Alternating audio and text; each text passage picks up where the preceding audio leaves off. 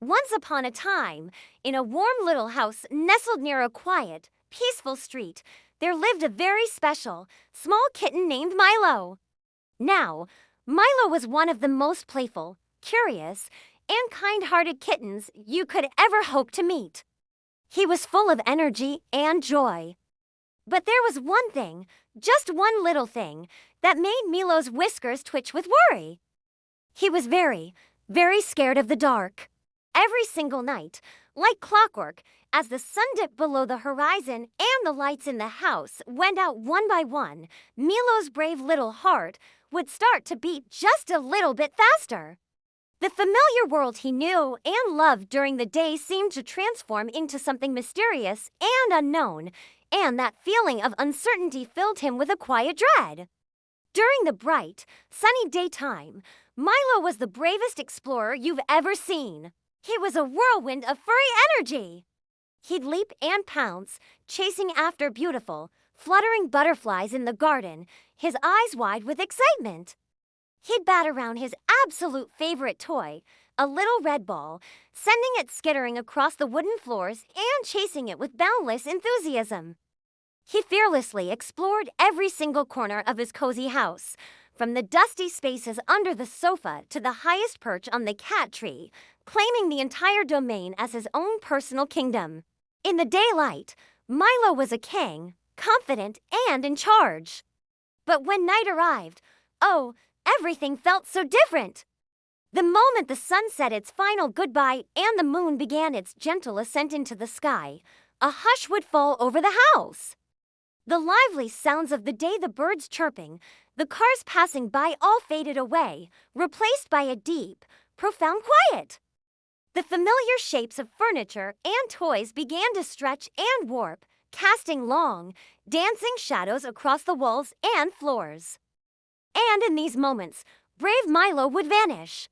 He'd scramble to find his safe space, burrowing deep under his soft, warm blanket, trying to make himself as small as possible. What if something is out there? He'd whisper into the fabric, his voice trembling ever so slightly. What if there are monsters hiding in the shadows? That night, just like all the others, the final switch was flipped. The gentle, warm light that filled the living room disappeared in an instant, plunging the entire space into darkness. For Milo, it was as if a curtain had been dropped, separating him from everything safe and familiar.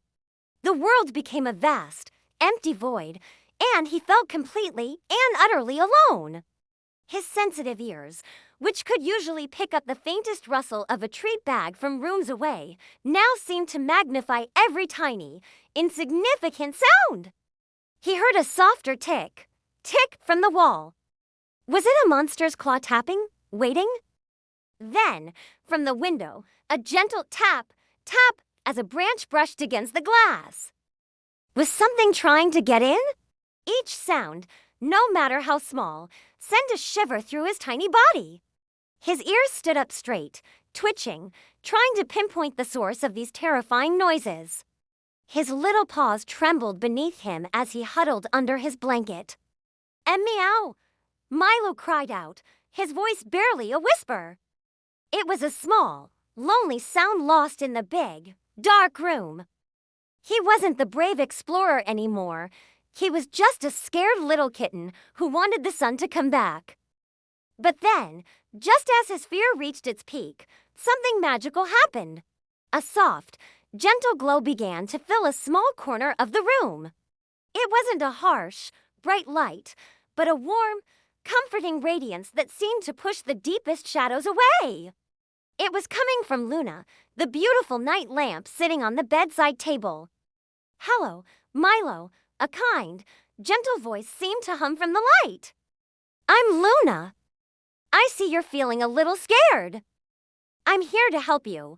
Milo peeked out from under his blanket, his big, green eyes wide with a mix of fear and curiosity. He saw the friendly glow of the lamp and felt a tiny bit of his fear melt away. But the dark is so scary," he managed to say, his voice still shaky. "It's full of strange noises and spooky shapes." Luna's light seemed to smile warmly. "Oh, little one," she said softly. "The dark doesn't have to mean danger. Sometimes, the dark simply means it's time for the world to rest. It's a time for quiet and peace." With her gentle guidance, Luna began to reveal the secrets of the night to Milo. "Look over there," she glowed, casting her light towards a large, looming shape in the corner that had terrified Milo earlier. The shadow, which his imagination had turned into a crouching monster, was revealed to be just his favorite armchair. The very same one he loved to nap in during the afternoon sun. "And listen," Luna hummed. That scary ticking sound, she brightened her light just enough to illuminate the big, round clock on the wall. "That's just the clock, marking the peaceful passage of time, bringing you closer to morning." The tap-tapping at the window was nothing more than the gentle branches of the old oak tree, dancing in the night breeze. And the strange, lumpy shapes scattered across the floor? They were just his own toys, waiting patiently for him to play with them again in the morning. "Oh," Milo said quietly, a wave of relief washing over him. The dark wasn't hiding monsters after all.